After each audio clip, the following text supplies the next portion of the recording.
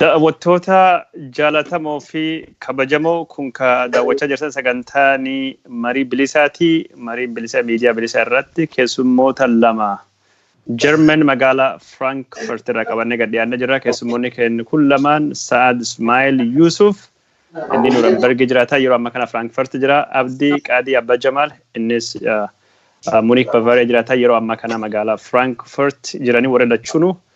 Akkuma sayyadatan guyyaa har'a warri Baaldaraas mikir beetu ka jedhamu ka Iskindir Naggaa hoogganaan isaa itti aanan Ermiyaas Leggesee ka miidiyaa Itiyoo 360 hojjetu walgahii godhatee jira magaalaa Frankfurt keessatti ijoolleen Oromoo dargaggeeyyii lamaan kunillee jechuun namni hedduun bakka sanatti argamanii maal akka isaan hubatanii fi taajjabanii fi walgahiin sun maal fakkaataa waan jedhurra haasa'uu deemna. Isinis marii kan gubbaatti yoo hirmaachuu barbaadan lakkoofsa bilbilaa ka marii kanaatiin bilbila qaama marii kanaa taha keessattuu warri Jarman jirtan warri guyyaa har'a jechuun Frankfurtitti argamtanii walgahii kan gubbaatti hirmaattanii wanni san nutti mufata yoo jiraate yaadi san kennachuu fedha jiraatan wanni san hubattan wanni san agartan yoo jiraate lakkoofsa kennan bilbiltanii asitti garseentanii dhaamsinuu dabarsuu dandeettanii warri bakka biraa addunyaa jirtanii immoo marii kan gubbaatti hirmaachuu dandeettanii Saadii fi Abdoo gara marii bilisattu baga nagayaan dhuftan. Isinis baga nagaan nu eeddan. Baga nagaan nu eedde kadiro. Mee mariin har'aa kun jechuun eegamaa ture. Ermiyaas Leggesee ka miidiyaa Itiyoo 360 jedhuttiin deemu ka yeroo hedduu waan Oromoo gubbaatti waan hammeenya haasa'uun beekamu akkasumas Ermiyaasiin hoogganaan isaas bakka kan irratti waan Oromoo hammeenya haasa'aa deema isinii yoo har'a bakka walgahii kan deemtan jechuun jalqaba kaayoon isan deemtaniif maal ture? Abdoo backgroundii kan kee cufee jechuun yeroo takka sagalee duuba seenaa jira. Kaayoon isin achitti argamtaniif maal ture Saadime Abdoon acufuuteetiin siin jalqaba. Galatoomaa kaayoon jalqaba nuti achitti argamneef inni jalqaba Baaldaraas yookaan immoo itti aanaa walitti qabaa godhatee yeroo ammaa kanatti turban darban muraasa keessatti shuumatee jira. Inni shuumame ammoo Ermiyaas Leggesaati. Ermiyaas Leggesaa ammoo nama sadarkaa mootummaa keessatti ammoo bara dheeraadhaaf uummata TPLF wajjin hojjechaa ture. Gartee barattoota keenyas hedduu isaanii hedduus reeksisee kan biyya nama ture. Ammas achirraa deebi'ee nama isaa nama biyya Ameerikaa keessa gaafatee haga asaayilamii isaa mirkanaa'uutiif sagalee isaa dhaamsatee nama ture. Har'a ammoo jijjiiramni kun erga dhufee booda qeerroon firfanyaa yookaan shifufii sanaa uummanni Oromoo xiqqeessuu jibbiinsa uummata Oromoodhaa haa ta'u sagantaa adda addaa isaatti irratti qopheessee ilataawii jechaa uummata Oromoo fi qabsoo uummata Oromoo irratti nama duula cimaa geessaa jiran keessaa isa tokko ta'uudhaan nutis ammoo kaayyoo isaanii akka isaan galmaan hin geenye gochuudhaaf gaafiiwwan barbaachisoo ta'an kan haala yeroo wajjin deemuu danda'an gaafii hedduu qopheeffannee hedduu kan argamsiise yeroo kanatti qeerroon biyya Jarman bakka garaagaraa hundi isaa gaafii galmee qindeessanii qopheeffatanii addaan ciccitaa jira jechuun yeroo dubbattanii sagaleen keessanii duuba san dubbattanii daniin seenaa backgroundii keessa yoo cufaa dubbattan akka malee gaarii. Sa'a jechuun odoo dubbachaa jirtu keessatti baasina fakkaata neetwoorkiin gad deebitee jirta yeroo namni tokko dubbatu namni biraa yoo neetwoorkii isa cufee gaarii. Bakka walgahii sanittu nama maqaa Oromoo yookaan ijoollee Oromoo maqaan baasanii akka hin hirmaanne godhaa turanii waan jedhutu jira. Waan akkasii qunname sa'a jechuun as seentee si baasan se'a.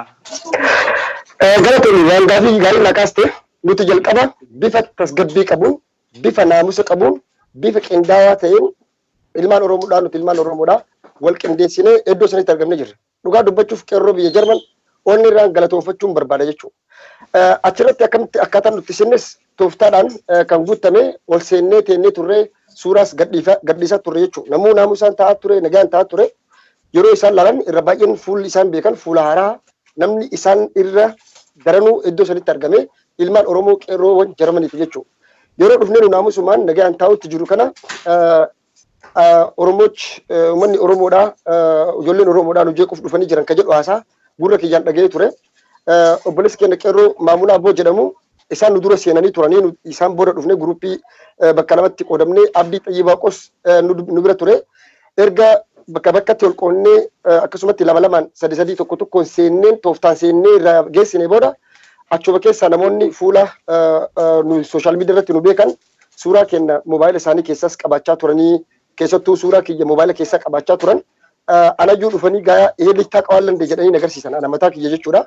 Haa qawaallo Nuurambargii jiraataa jedhinan haga sadarkaa kana hunda kagaan jechuu achi booda poolisa yaamanii egaa ka poolisni dhufee poolisi dhufnaa immoo irruma deemaati jara tana nurraa baasaa jechuun Oromoo kophatti baasanii jechuu nuti akka Itoophiyaatti nu laalle jechuu nuti Itoophiyaadhaa gaafii gaafachuudhaaf dhufnee namni jeequmsa bakka tanatti godhan jiru naamusa qabnaa tasgabbii qabnaa haga Ermiyaas dhufee gaafii isa gaafannuu fi haasaa godhan immoo obsaan eeguutti jira waan takka jeeqnati maaliif nu baastanii jennaan polisa bundis polisa jedhanii polisa federaalaa biyya tanaa nutti yaamanii akkasitti nu baasan jechuudha. Mee eega jechuun nam lamtaanee waan haasawaa jirruu fi Abdooleen as gubbaa jira.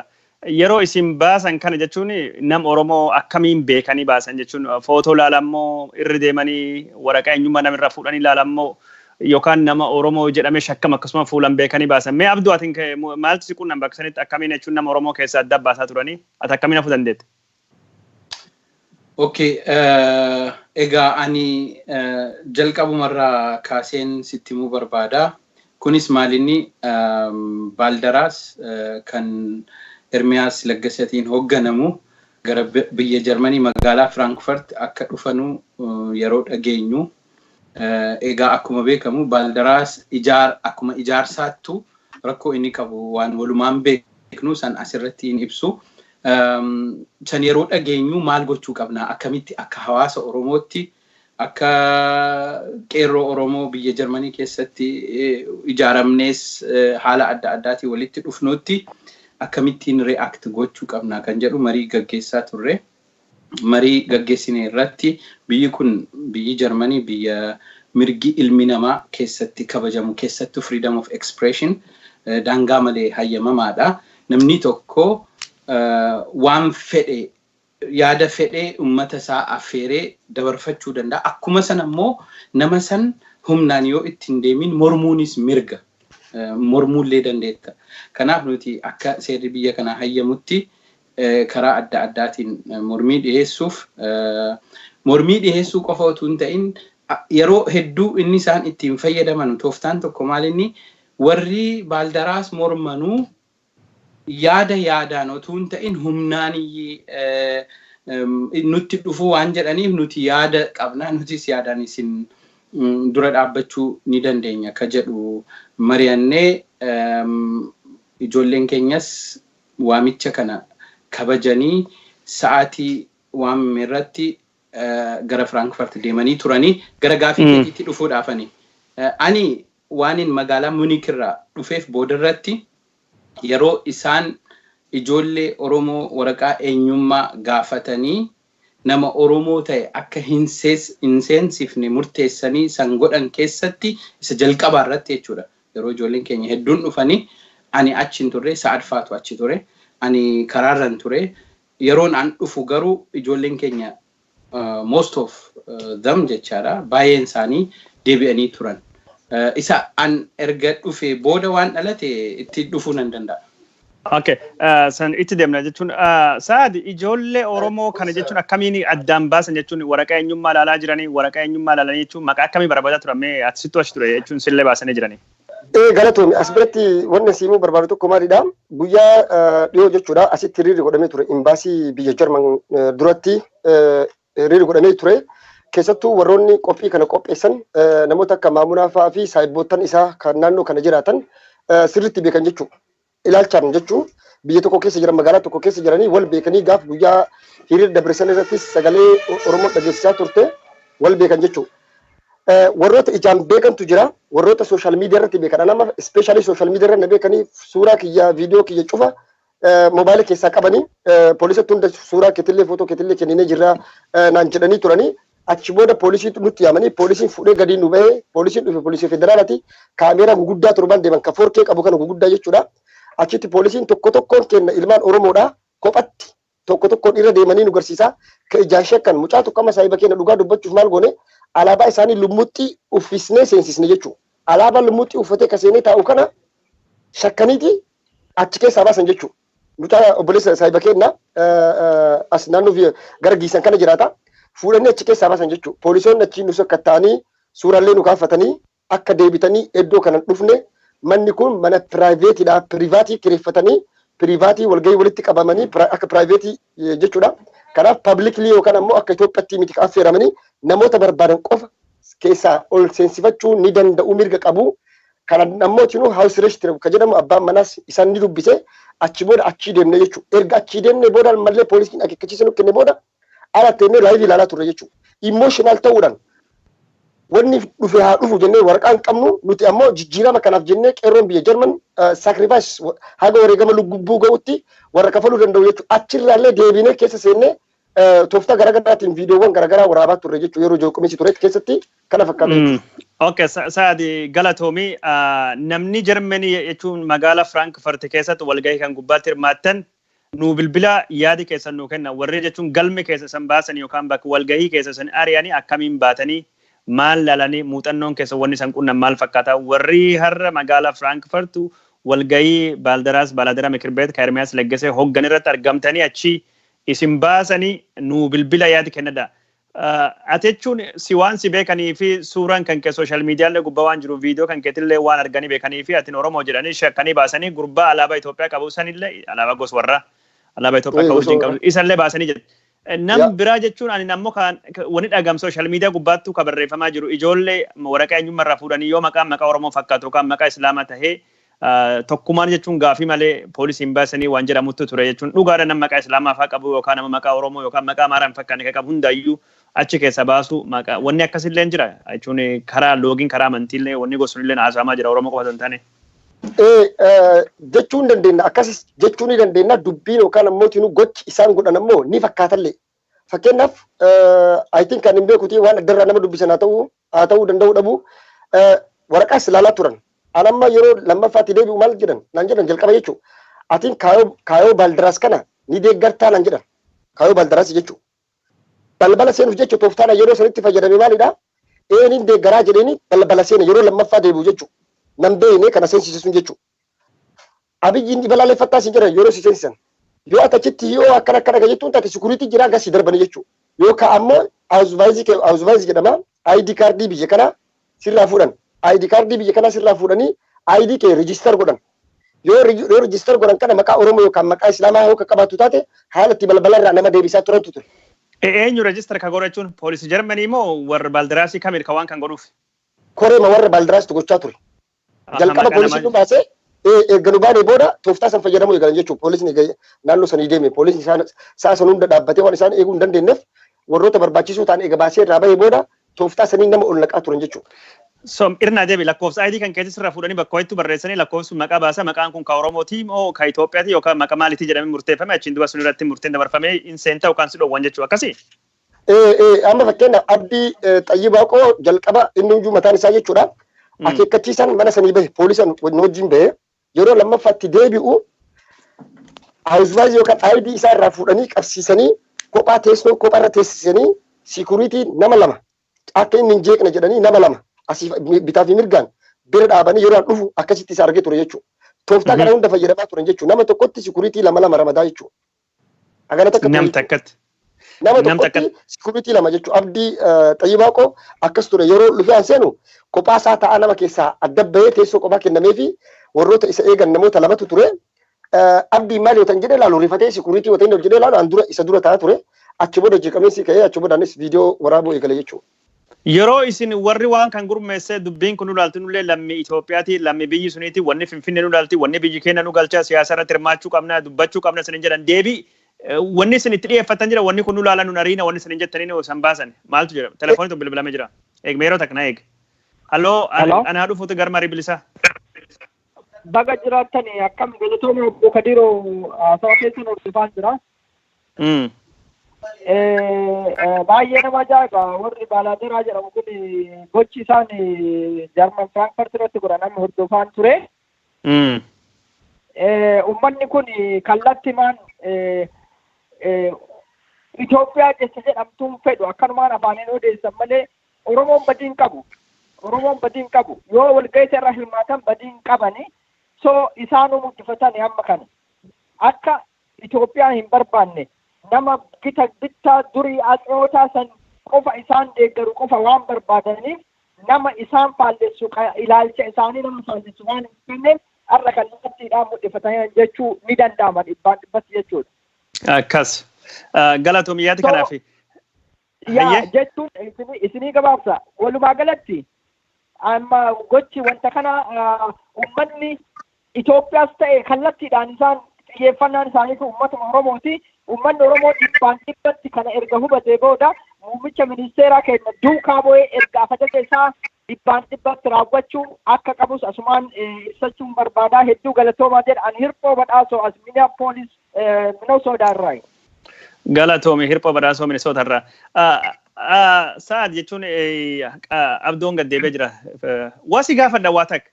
Warra achitti waan kan qopheesse dubbiin kun dubbii Itoophiyaati, dhimmi kun dhimma Oromoo ilaalu, dhimmi Finfinnee nu galchaa, dhimmi Itoophiyaa nu galchaa. Kanaafuu lammi biyyi kana waan ta'aniif hirmaachuu dandeenya waan isin jettanii itti himtanii jira jechuun yeroo sanitti. Sagalee kan qeeban. Sagalee kan qopheesse. Irra deddeebine jechuudha. Jenneen ture yeroo baay'ee jechuudha. Viidiyoos qabna sagalee kenna yeroo dhageessisnutti mucaa lama alaabaa jaraa uffate sunu Itoophiyaa qulqulluudha. Wanti isin as keessaa na dhibdanii na baastaniif maalidha jennaan toftaraaf alaabaa kana uffattee ati Oromoodha gabbayii jedhame jechuudha. Kun hundi kaayoon isaanii Oromoo cinatti dhiibanii of keessaa baasanii mana cufatanii kophaa isaanii ilmaan Oromoo irratti dhiichisanii ilmaan Oromoo maqaa xureessu Oromoo bulguu godhanii kaasu warroota barbaadantu jira jechuudha. Amma kaayoon isaanii galmi guddaan maalidha? Warra isaanii qofa kophaa jaraatti mana cufatanii taa'uudha malee namni tokko akka isaan keessa taa'u hin barbaadanii. Oromoo ammoo takka takkaan namoonni akkuma dhiyeenyaan wal beekaniin biyya kana keessatti akkasitti telefoon tokko Yooyyaa marii bilisaa jirta maqaan kan keenyu eessirraa bilbilte? Yooyyaa badhaasaa Dirribaa jedhama. Ani as USA Oregon Portland irraa isinii bilbila. Egaa waan har'a ta'e laaluu jirra, walumaanuu daawwachuu jirra. Jarman Frankfurtitti qeerroowwan keenya marii Baaldaraasii keessatti hirmaachuuf gaafisaan seenanii ittisa warri kaan taasisanii akkasumas ammoo filannoo sabaatiin akkasumas bifallee amantaa fakkaattuutiin kan isaan hojjechaa jiranii. Kanaafuu jarri kun guutummaa guutuutti jalqabbiirraa eegalee jibbiinsa akkasumas immoo duubatti hafiinsa uummata Oromootiif karoorfatanii waan hojjetaa jiranidha. Sababiin isaatis egaa maqaan isaan ittiin socho'anii Baaldaraas yookiin maqaa Baaalhadaraas Finfinnee jedhanu malee egaa duuba isaanii wanna jiru akkasumas ammoo karoorri isaan ittiin socho'an kaayyoo uummata Oromoo akkasumas guutummaa guutuutti biyyattii keessatti olaantummaa saba tokkoo qofa mirkaneessuuf kan ittiin dhama'aa jiran ta'uu isaati kan hubannu jechuudha. Ijoollee keenyas ammoo bifa kanaan haga poolisa yaamanii ID register godhanii waan cufatti qophaa'anii waan ammeenyaa kana hojjetan hojii dansaatiiniti. Gara fuulduraattis ammoo uummati keenya dammaqiinsaan kan ofirraa eeggachuu qabudha jedheetiin yaada. Hayyee gaarii galatoome. Daawwattoota keenya jaallatamoo fi kabajamoo kan daawwachaa jirtanii qophiin marii bilisaati. Mariin bilisaa miidiyaa bilisaatiin dhiyaata. As gubbaatti wanni har'a mari'achaa jirru walgahii Baaldaraas Mikirbeet warri ofiin jedhu ka hoogganaan isaa itti aanan Ermiyaas Laggasee magaalaa Frankfurt biyya German keessatti. Frankfurt magaalaa kutaa biyya suni Hees jedhamtu yookaan Hees jedhamtu keessa jirti. Abdoo Qaadii Abbaa Jabal Bavaariyaa Muuniik irraa achitti hirmaachuuf garasii malee akkasumas Saad Ismaa'il Yuusuf innillee kibba Jarmanii Nuurenberg irraa walgahii kanaa fi karaa Frankfurt ol bahe.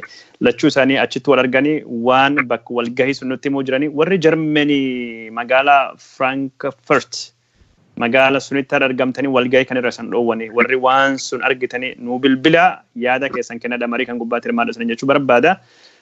Mee amma jechuun gara walgahii kanatti deemna. Abdoo atiin walgahii kana seentee jirta. Miirii walgahii haasa'e warri waliigalatti haasa'e maal fakkaata? Mee gabaabduu achiin duba gargaafii gaafate suni dabarra. Maali wanni haasame kaata dhageette? Okay, Kadiro, amma asirratti wanna ifa ta'uu qabutu jira. Miidiyaa gubbaadha. Wanni uummataaf illee ifa ta'uu qabutu jira. Kunis maalinni seshiniin kuni closed session hin turre. Amma yeroo ijoollee keenya achi walgahii uummataaf cufa ture miti.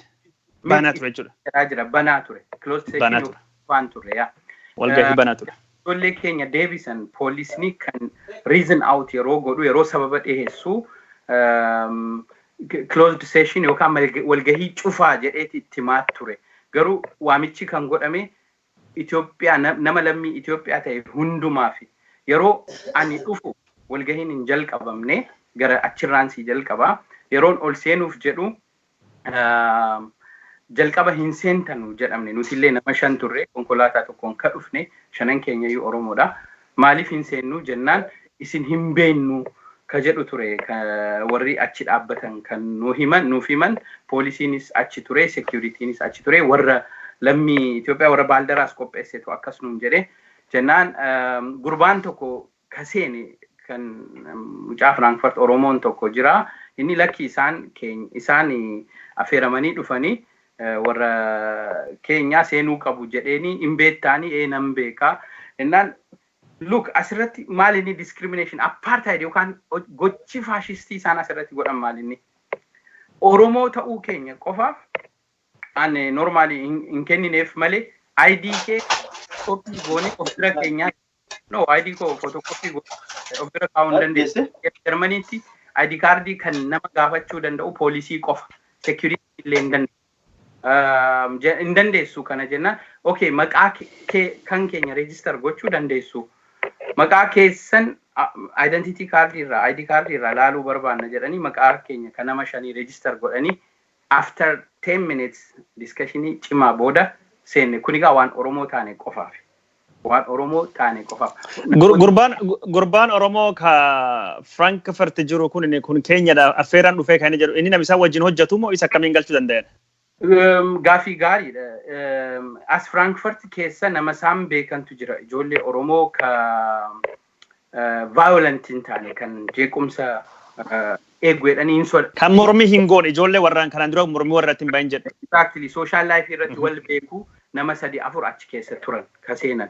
Isaaniin egaa walii galteedhaan ijoollee keessan dhufanii nurraa dhorkaa jedhanii duraanuu dubbatanii turan. Boodarra garuu ijoolleen keenya heddummaatee waan dhufteef sodaa keessayyii rakkoon amma sa'a dubbatee kan hundi dhalachuu danda'e otoo waan hin dhufin yeroo nuti dhufnes wanti godhame discriminatoriidha jechuun kan nama gocha dhorkaadha seera biyya kanaatiinu lammii Itoophiyaa jettee waamtee kaatee keessaa Oromoo by the way waan kana waltajjii irratti kaaseen tureen waltajjii irratti yeroon kaasu amma feedbackiin argachaa jiru even parties warri achirratti hirmaatan lammiin saanii isaan nama keenya jedhanii namni isaan yaadan hundi afranibbataan itti saalfannee jirra. Waan kana jechuun wasi gaafadha. Waan kana jechuun karaa mootummaa Jarmaniitiin yookaan bulchiinsa magaalaa Frankfurt yookaan ammoo jechuun kutaa bulchiinsaa ka Frankfurt jala jirtu heesee keessatti wanni akkasii jechuun wanni loogiin addaan nam qooda bifaan gosaan amantii waan gos kana jechuun himachuu fayyaadu qabdanii. Gaafii gaariidha. San poolisoota wajjin dubbadheen ture. Poolisoonni maal jedhanii dhumarratti isaanii waliin haala ture yeroo baanu daqiiqaa 5 ka ta'u hedduudha isaan dubbannee nuti kan as jirru seera eegsisuudhaa fi walgahii kana namuu biyya kana keessatti freedom of expression qaba yoo even hate preach godheeyyuu jibbiinsa yoo babal'iseeyyuu mirga qaba garuu jibbiinsa babal'isuu isaatiif ragaa yoo qabaattan himachuu ni dandeessu as nutti otoo hin ta'in court yookaan immoo karaa poolisiitiin himannaa iddoo biraa dhaltanii banachuu. Karaman murtee. Wasan gaafadhame walgahii kan gubbaatti walumaa galatti nam meeqattu hirmaatee Oromoon achi keessa meeqtaa jechuun ka isaan hayyaman ka isaan baasan jechuun Oromoon hedduu ture jedhama. Nam meeqa. Inzoo ilaa isaan akkas godhaniillee jechaadha. Ilmaan Oromoo yoo xiqqaate gara 30 kan taatu seenuu dandeessee jirti. Hirmaattonni meeqtaa walii galatti.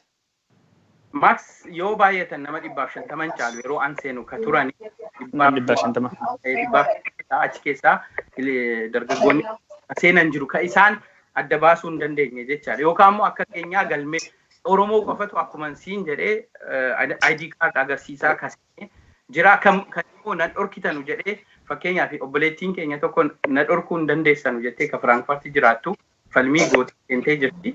Gaafan an jeequ qofa na baastu malee na dhorkitan jettee ka seentee jirti. Kan booda gara gaafii keessatti yoon deeme wanta yeroo banamu haasawaa godhee immediately Ermiyaas ture. Ermiyaas Laggase haasawasaa godhee waa'ee Baaldaraas maaliif ijaarame yeroo dubbatee ka'u kan booda karaa Abaarraa fi Iskindar Naggaa biyyarraa xiqqoo karaa telefoonaa yaalanii turanii ta'e san booda gara gaafiitti seene yoo gaafii biraa qabaate waan daawwattoota keenya jaalatamoo fi kabajamoo kan daawwachaa jirtanii qophii marii bilisaatii miidiyaan kun miidiyaa bilisaatii wanni irratti haasa'uu jirru walgahii Baaldaraas kan magaalaa Frankfurt biyya Germany keessatti yeroo guyyaa har'aan kanaa godhame walgahii kana ka walii qabeenam yaame Ermiyaas Laggaseeti ijoollee yookaan qeerroo Oromoo kaachuu gubbaatti hirmaatte walgahii kan gubbaatti akka isanii hirmaannu godhame maraqaa eenyummaa irra fuudhanii nam maqaa Oromoo qabu yookaan nama maqaa Islaamaa qabu hundayyuu walgahii irra dhoorkaa turanii nam galchan ammoo muummichi ministeera Abiyyi deeggarta yoon deeggaraa jedhu hin seenu hin deeggaruun ni seenaa. Yoo Baaldaraas deeggaraa jettee si seensanii waan deeggaruu jettamoo seensanii gaafii akkasii fanam gaafatanii nama garii loogiidhaan keessa baasanii waan sun irra warrachitti argamee hirmaatirra haasa'utu jirra. Walgahii kana jechuun ijoolleen kun naannoo adda addaa gubbaa dhuftee Sayid magaalaa Nuurenberg irra dhufee Abdooni magaalaa Muuniik Bavaariyaa irra dhufee isaan lachuu adoo karaa deemuu jiranii waan qabneef bakki nurra waraabne bakka jechuun wanni garii duuba sagaleen dhagamaa jira isaan adoo karaa gubbaa deemaa jiranii haasawaa jiranii bakkuma itti goranii kanaaf qulqullinni yoo hin qabaanne duuba sagalee yoo dhagamtu akkasitti nu hubadha isiniin jenna. Mee si haa gaafadhuuti gaafii sanatti gaafii ati gaafatsan irdeebinu jedhi deebii akkamii kenname Abdoo? Okay, gaafii bareedaa an nama lammaffaa ture kan gaafate iddoon an taa'ee iddoo mul'ataa ture gurbaan carraa kennu Oromoo ta'uu kiyya hin barree haa ta'uuti yeroo gaafiin naaf kennamu wannoo koondishinii wayii lafa kaa'aniiti kan isaan nuuf hayyamanii daqiiqaa 2 qofa jedhanii an daqiiqaa lachan sana keessatti waan dubbatamuu qabu walitti haasa'uudhaaf carraa itti yaadeetan naaf dhufe gaaffiiwwan kaase yoo irra deebi'uun barbaachisaa ta'e fakkeenyaa fi Ermiyaas Laggase jechuun nama tajaajilaa mootummaa wayyaanee ture keessattuu communication office keessatti nama aangoo guddaa qabaachaa ture.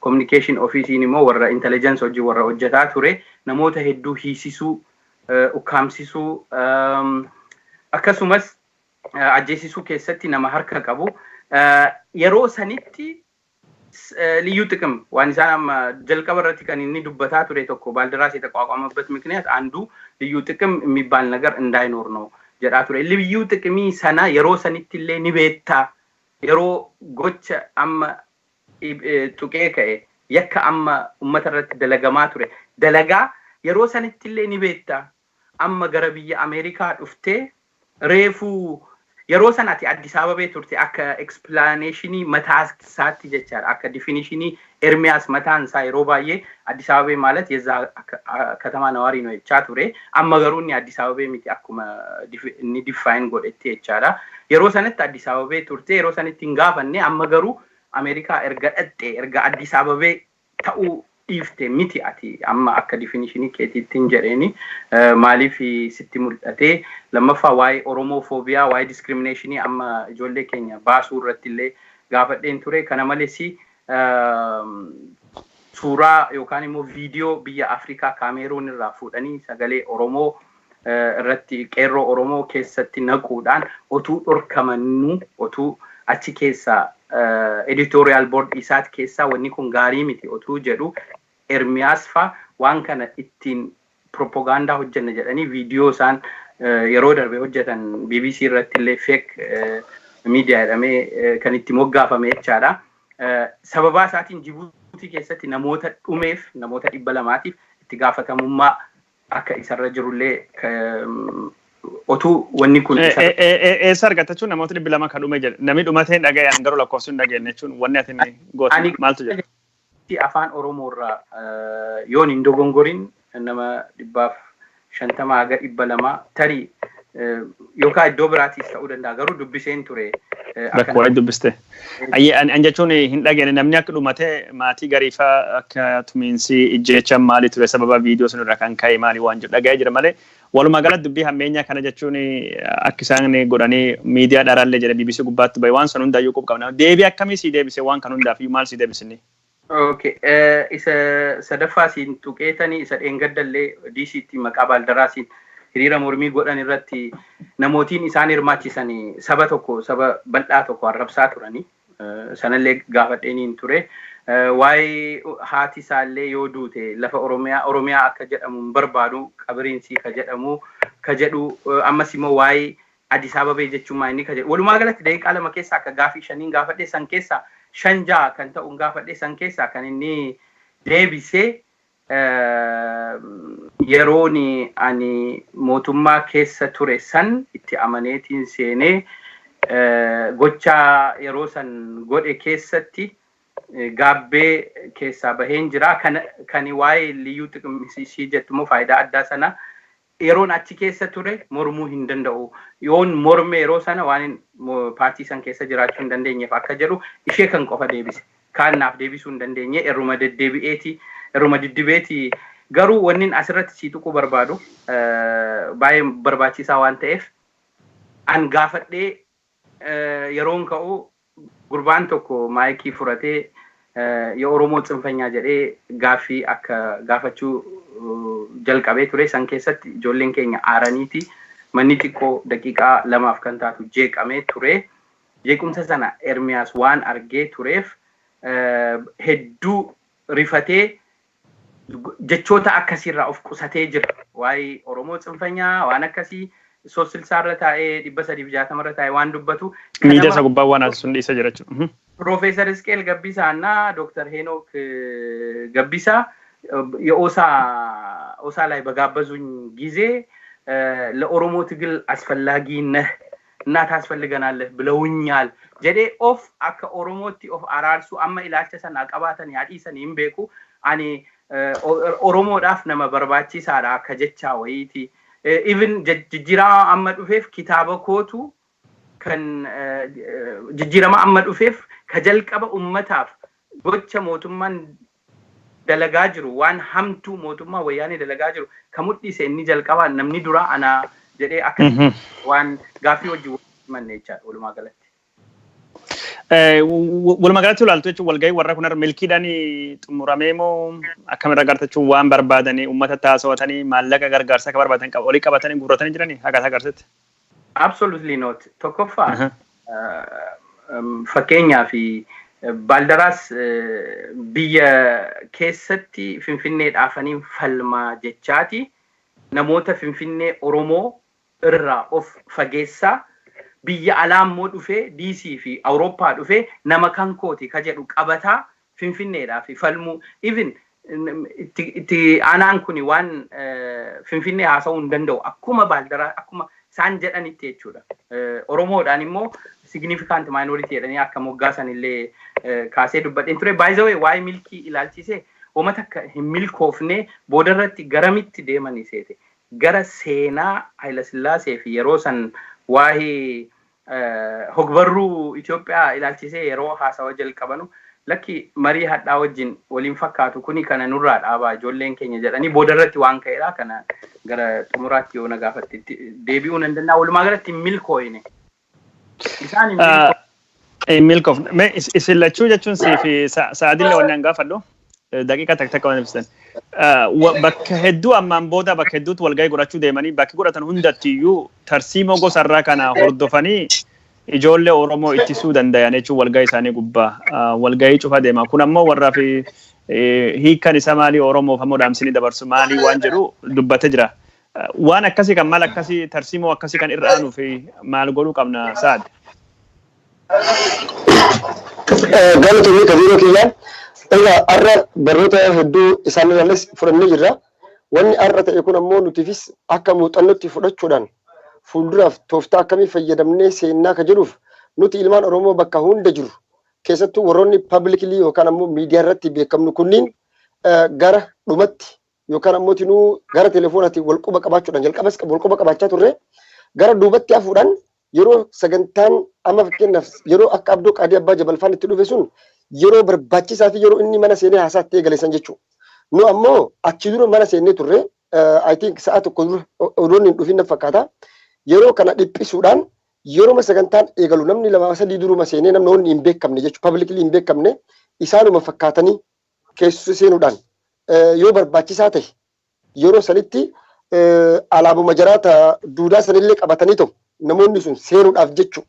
Dirqama waan san godhanii seenanii namoota of duubaan hiriirsanii tooftaa garaagaraatiin seenanii haalatti gaafii fakkeenyaaf namni har'a akkuma abdiin abbaa jabal ibse Ermiyaas Raggasaa gaafii akkuma inni jedhe irreeffannoota irraa akka ka'ee namoota Oromoo iddoo achitti arguudhaan Oromoo attaa gochuurraa of qusatee gaafiiwwan gartee waa diddibee bira dabruu barbaadee ture jechuudha. Haa ta'uuti xiqqaattoo guddattuu waan tokko abdoo qaadii abbaa jabal akka itti nu dabaluu barbaada boodarratti jechuudha. Waa'ee keessattuu charchiiwwan yookaan manoota amantaa torba naannoo Sidaamaa keessatti kaluu kana gubatee wal qabsiisee gaafii haasaa inni godhuu fi deebii qeerroon lafaa ka'ee jedhee fi haasawa isaa addaan cite san abdiin akka boodatti nu deebi'uuf kabajaan gaafadha dhiifama manaa godha akka gaazexeessaa ta'eeti. Sanitti haasuudhaan ammoo namni jechuu barbaadu tokko maalidha? Namni keenya bifa qindaa'aa ta'een bifa akkuma har'a gurmoofne kana daran har'a warra barannee boriif of fooyyessinee isaan keessa seenuu qabna jedha. Bakka gaafilee bataskaan gubatee maaltu waan gaafatamatti ture bakka sanu? Abdootu naannoo sun iddoo san ture abdoon bal'inaan osoo nu ibse. Exactly. Akkam ture wanni yeroo sanallee haasawni isaa hin dhaabbanne isatu fakkeenyaaf waa'ee amma isiniif kaasee namicha Oromoo Tsinfanyaa jedhe sanaaf yeroo deebii kennu Ermiyaas asirratti raashinaal ta'uuf yaalii godhee ture.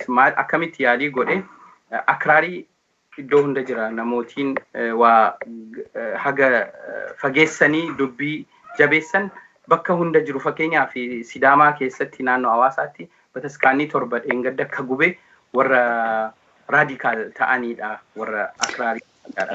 Abdoo yeroo tokko dhaabadhumee telefoonatti bilbilamee jira. Hello, Kadiru, assalamu alaikum. Si nagaa, walaikum salam. Akkam nagaa? Nagaa. Fayya ani asuma Jarmanii irraa innanitti bilbila. Ani maqaan kiyya Hayyuu Oromoo naan jedhanii at least Hayyuu naa bilbiltee mariin kun akka Baaldaraas achitti walgahii godhachuu deemnamee jalqaba marii birisa gubbaa torban sadii moo akkasiin duratti dhufee natti himte tokko sihi. Bakka sun turte har'a? Har'a ani already ani bakki ani dalagu magaaluma kana keessa dalagaa bakki ani dalagu bootaa sanitti warroonni Habashaa hedduun bootaan hojjedhu santu na beekanii na beekanii. At least namoota baay'eedhaan irratti akka nuti bakka santu agartee hirmaan ijoollee hedduudhaan yeroo wal bira jirru akkasitti nu jala hordofaa turanii haala kanaan bakka seensaa san irratti gaafa nuti dhufnu nami asitti nama sabaatabu tokko nama kana nami asirratti jeequmsa oofuudhaaf deemu kana inni seenuu qabu yaada jedhu achuma nurra kaasanii. Oromoodha oneegii maali naan jette achirra tularraa an already na deebisan achuma irratti. Jechuun kun haala hedduu nama jibbisiisu wanti irra bakka kanatti ta'e tokkoffaan jibbaa Oromoo qaban guutumaan guutuutti uummanni kun ibsaa turani. Akkasumatti obboleeyyan keenya warroota hedduu fakkeenya akkuma Abdiidhaa fi Sa'aad faan himansanii nama maqaa nama laaluudhaan akkaataa beekanii nama fakkee inni Oromoo ta'uu nama keessaa gad taraaf turani. Kunin hedduutti gaa ilmaan Oromoo ka biyya kana keessa jiraatu hunda baay'ee nu aarsee nu qofa doon taane akka sababa sablammoota warra even gosa biraallee jechuun namoota agartee waan kana balaaleffatan hedduu isaanii agarree jirra. Jibbaa isaan agartee Oromoo qaban guutumatti dirree baanii haasaa jiranii kan ammoo uummanni Oromoodhaa irraa itti qophaa'uu qaba jechuudha waan kana irratti maaliif keessattuu ani kan itti yaadan itti kennuu barbaadu waa'ee dhaabama biyya bulchaa jirtu ODP yeroo ammaa kana biyya bulchaa jirtu irratti yaada tokko qofaan kennuu barbaada. Maaliif Finfinneen kanarra Baaladaraan irraa dubbatu dachii Oromooti jechuudha. Dachii Oromoo tana nuti gaafa wayyaan illee gaafa Mallas bulchullee gaafa Hayilamaariyaam bulchullee wama Finfinnee dubbachaa turre jechuudha. Uummanni keenyallee qeerroo 5,000 kan lafeen isaatti cabe gaafii lafa Oromoo keessaa tokko afaanitti aansee mirga bulchuutti aansee kan jiru guddaan waa'ee Finfinnee ture jechuudha. Kanarratti daangaatti godhuumati Finfinneen akka lafa Oromoo taate guutumaan guututti ibsuun barbaachisaadha. Muruun barbaachisaadha. Murtii uummata Oromoo beeksisuun barbaachisaadha. Sayyoo ta'uu baate immoo uummanni Oromoodha. Qabsoo isaa takaleessaa san xiiqiidhaan itti deebi'uu qabaa jechuudha. Yoo wanni kun uummata Oromootii kan deebine taate uummanni keenya xiiqiidhaan bakka kaleessatti deebi'ee Finfinnee fi deeffachuudha qabaa jechuudha. Maaliif yoo jennu taate uummata keenya yeroo ammaan kanaa jechuudha. Akkuma kaleessaa sanitti jibbaa kaleessa nuuf qaban san ifatti dirree baasanii bakka hundatti amma fakkeenya kanarraa kunin hanga tokko ani laayif ilaalan ture jechuudha. Waan hin seeniniif jechuudha. Kanarratti argaa turree viidiyoolee adda addaa irratti isinis argaa turtanii haala isaan ittiin agartee jibba Oromoo qaban ittiin ibsan nirratti Finfinneen agartee akka biyya biraa taatetti agartee yeroo namichi kun haasa'u baay'ee nama gaddisiisa jechuudha. Lafa abbaa qabdu irratti lafa uummanni Oromoo irratti du'e irratti jechuudha. Lafa uummanni Oromoodhaa waggaa 150 irratti cabe irratti jechuudha. Kanaaf gaafii kana deebisuun mootummaan naannoo Oromiyaa ODP'n namni amma biyya san bulchaa jiru guututti Itoophiyaa nama bulchaa jiru ODP'dha. ODP'n deebisuu yoo kan dandeenye taate biyyattiin sun akka kaleessatti deebi'uun isii waan shakkii hin qabne waan jiru tokkoon hin qaba. Kanarratti waa'ee namoota warra biyya alaa kana keessatti bakka adda addaatitti fakkeenya walgahii godhachuun isaanii oolu amma Switzerland illee amma wanda ga'u Sweden haga Noorweetti illee namichi hin deema yaada jedhu odeeffannoo akkasii dhaga'ee jira. Kanarratti bakka deeman hundatti uummanni keenya isaan jeequu otoo hin taane namni keenya ijaaramuun barbaachisaadha. Yoo nuti fakkeenya biyya alaa kana keessatti guutummaan ijaaramaa qabaanne saba biraallee kafitti dhiyeessinu taate uummata kana injifachuu waan salphaa natti fakkaata. Maaliif uummanni kun namni isaan hin madeessin hin jiru. Anyway Oromoo qofaa miti saba sablammoota biyya san keessa jiraatu Ermiyaas fakkeenya irra waan haasaa ture keessa warri irra jibbaa isaanii haasaa ture keessa tokko warra kibbaa ture jechuudha. Warra kibbaa keessa uummata Sidaamoo ture jechuudha. Sigalee warra goomman nama guban jechaa ture jechuudha. Sigalee kanaaf nu hundaaf jibbaa qaba waan ta'eef uummanni kun nu hundaaf jibbaa qaba. Sababa sablamoota biyya san keessa jiru hunda kaleessa akka gurraachatti bitaa ture waan ta'eef sabni Oromoodha. Wanni isa baasu akkuma kaleessa saba biraa ifitti darretti ifitti as qabne uummata kanarratti keessattuu waa'ee Finfinnee deeffachuudha qabna. Kan biraan mootiin akka biyya keenya keessa jiru akka dachiin Oromiyaa akka uummanni Oromoo itti bulutti aadaa uummanni Oromoo qabutti yoo kan bulle taate sun kan fuula duratti uummanni Oromoodha mirga fi karaa isaa itti baasu ittiin tarkaanfii itti fudhatu ta'a. Kanaafuu kanuma jechuun barbaadaa teenkii hedduu galatoomii Kadiiroo marii bitaa kanarraa feeruu keessa. Hayyo. Saadii fi Abdoo gaafii dhuma tokko isin gaafadha. Ermiyaasiin kun waggaa lamaan dura gaafa qabsoon Oromoo kun finiintu gaafa sunitti handurrii sochii kana akka ta'u deemfalmiin guddaan sochii kana keessattuu sabboonummaa Amaaraa finiinsuu keessatti gaafii walqaayitiin jechuun handura falmiitii jedhanii warri abinillee gaaf jalqaba walqaayiti achiin duubatti raayyaa jedhanii yaalanii turan. Warri karaa naannoo Tigraay kun humni godhatee jabaatee gaafii warra suniif deebii humnallee ni kennina jedhanii eegi doorsisaniin duubatti bakki laaftuun yookaan ammoo bakki dadhabduun jechuun ka argachuu dandeenyu falmiin isaa jechuun Finfinneedha. Handura Oromiyaatti deebisna. Finfinnee irraa jechuun Dirree Dhaawwadha. Hawaasadha jedhanii gara uummattoota kibbaa naannoo Oromiyaatti fiduu kanatu jira. Kanammoo kaafidee jechuun mootummaan Oromiyaatii fi mootummaan federaalaa akka malee obsi guddaa waan agarsiisuuf olaantummaa seeraa kabachiisuu gubbaatti warri kan irratti osoo karaa seeraa alaa deeman tarkaanfii fudhachuu irratti laafuu isattuu waan kanaan nu fide. Yoo mootummaan kan jala callisnee jechuun ni obsina mootummaan ni deebisee uummatii eegu. Yoo mootummaan hin deebisat uummatii gaaf tokko seera kana harku fiddeeffate akkuma qeerroon kanaan duraa fincilaa akkuma hayyuulee nam duraan dubbate. Ummata jechuun deebiin uyyuu humnaan deeffannaa jedhee gara hamaatti deemuu danda'a. Maali wanni isaan mootummaa dhaamtan? Warri kun jibbiinsa Oromoon jechuun waan Finfinnee dhaga'uyyuu hin qabu. Hirmaachuu dhiisi dhaga'uyyuu hin qabu beekuu hin qabu nutti isaan murteessanii loogii hagas gahu jechuun saba Oromoo gubbaatti yookaan nama Oromoo yookaan sablammii bira irratti raawwachaa jiran. Maal dhaamsan mootummaaf dabarsan yookaan ammoo Oromoo walii galatti isan dabarsan? Saadi daqiiqaa takka. Saad sagaleen qaban.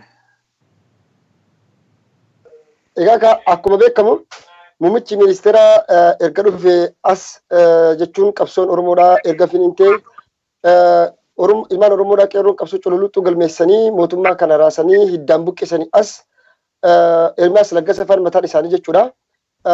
Haga muummichi ministeeraatii fi akkasumas pirezidaantiin mootummaa naannoo Oromiyaadhaa Lammaa Magarsaa biyyoota Ameerikaa keessatti tuur godhan hundatti kalaamni takka jibbiinsi isaanirraa bahee hin ture jechuudha. Maaliif mootummaa kana wajjin deebi'anii hojjechuudhaaf haalli balballi itti saaqamee fi harka keessa naqatanii mootummaa kana borcuu barbaadantu ture. Mootummaan balbala kana waan itti dhiphisee itti cufuuf jecha jarri tun tooftaa uumatanii Baaldaraas kun asin abin kun asin ammoo fonqolcha mootummaa bifa garaagaraatiin gaggeessanii jiran. Uummanni Oromoodhaa kana hunda obsaan eegaa jira. Uummanni Oromoo har'as gaafiin isaan deebineef hanga amma yeroon isaa yoogeetti yeroo wajjin deeffadha. Garuu ce'umsa kana kunuunfadhee waardiyyaatti ta'ee dhiigaa fi lafee ilmaan kiyyaatiin dhufe jedhee tikfadhee waan kana laga ceesisee qabsoo kana gartee galmaan gahe jedhee uummanni Oromoo obsaan eeggachaa jira deebii isaatiif jechuudha. Haa xiqqaattuu guddattu ammoo gaafiin Finfinneedhaa gaafii akkuma bolees kiyyaayyuun telefoonaan isin ibse gaafii ajandaa guddaa saba Oromootii fi uummata Oromoo biratti ta'ee jirudha. Gaafii kana bifa kamiin deebisnaan tokkoffaa bifa tarsiimootiin bifa ammallee imooshinaal ta'een ammoo akka kiyyatti ejjennoo kiyya kun bifa imooshinaal ta'een osoo hin taane Finfinnee matana dhawataan step by stepin Oromoomsaa deemnee magaalaa tana dhuunfachuu dandeenya ejjennoo jedhu qaba. Maaliif yoo harka mootummaa maali step by step jechuun dhawataan fakkeenya maal jechuudha? Amma fakkeenyaaf dhawata jechuun akkuma beektu deengadda kantiibaan magaalaa Finfinneedhaa injiinar Takkala Uumaan manneen barnoota magaalaa Finfinnee keessa jiran hunda keessatti barnoonni afaan Oromoodhaan kennamuu eegalee jira jedhe. Kun isteeppii tokko jechuudha. Isteeppii lammataa ammoo iddoowwan tiyaataraa ta'uutii iddoowwan turizimii guguddoo magaalaa san keessa qabaachuu karaawwan guguddoo magaalaa san keessa jiran afaan Oromootiin gootota Oromootiin itti deebisuu Oromoon haqa qabaa magaalaa sanirraa haqa waan qabuuf daldalaas ta'eetii barataan Oromoodhaa Oromoowwan naannoo sanirraa buqqaan hundi naannoo sanitti yoo kagalu taate magaalaa san ka Oromoomsinu taate yeroo isaa eeggate ammoo guyyaa tokko Oromoon kiyya yeroo ni jedhutti ni jiraata jechuudha. Hagasi ammoo Finfinneen kan Itoophiyaatii ta'uu hunda kennaati jenneeti deemuu dandeenya ka jedhu ejjennoo kana fudhadhaa jechuudha harka kiyyatti. Galatoomii qaadii Abdoo asirra wanni dabaltoo jiraate. Yaa gaaffii duraan kaastee wajjin wal qabsiisee tan hin deebisa. Kana booda sagantaa iddoo biraatti illee yoo qopheessan haala kamiin itti deemuu qabna ka jedhu gaaffii murteessaa waan ta'eef. Tokkoffaa akka ana ilaalcha kiyyaatti sagantaa isaan qopheessan walgahii isaan yaaman irratti argamanii yaadaan mo'achuu ni danda'ama. Maaliif jennaani they have no point. Hin qabanu qabxii hin qabanu. Har'a fakkeenya lama yoon sii kaase har'a Ermiyaas waa'ee faayidaa addaa san define gochuu hin dandeenye. Haala kamiin irra dibee deebi anillee gaaffii koo keessatti kaaseen ture. Paartiiwwan Ihaadig miseensi paartiileen Ihaadig jalatti argaman arfan yookaan shanan yoo walitti dhufan hundi isaaniitu ilaalcha faayidaa addaa irratti ilaalcha adda addaa qabu jedhe malee ilaalchi faayidaan addaa sun maal inni ka jedhu ibsuu hin dandeenye. Booda irratti illee anallee deebisee na gaafate hundimme yoo obboleessa koo yoo ati ibsuu dandeesse malee ammallee kiliirii mitii ka jedhu. Isaan immoo kan sababa godhatanii kan Baaldaraas ijaaran tokko waa'ee faayidaa addaati. Faayidaa addaa immoo hin beekan maal akka ta'e ammallee ifaa mitii jedha. Kunigaa amma asirratti ofii isaatii wal faalleessaa. Kanaafuu namootiin keenya yeroo deeman kan hin jechuu barbaade walgahii sanarratti yaada bilchaataa fuudhanii deemanii ittiin dhahuun hin danda'ama. Akka isaan maqaa keenya barbaadan jeequmsa violent warra ta'anii isaan jedhanii akka isaan maqaa keenya isaanii ni muggaafne jechuudha. Gaarii. Abdoo jechuun har'aa fi asumarratti dhaabnuti qophii kana afaan amaralleen jechuun haasofnaa jennee turre sa'aatiin nu kenname waan nurra dhumattee fi asumattuu gabaabsuu deemna. Saad Ismail Yusuf Nurenberg irraa yeroo ammaan kana Frankfurt jira. Abdoo Qaadii Abbaa Jamal inni Munich irraa inni sammaan tana magaalaa Frankfurtitti argama.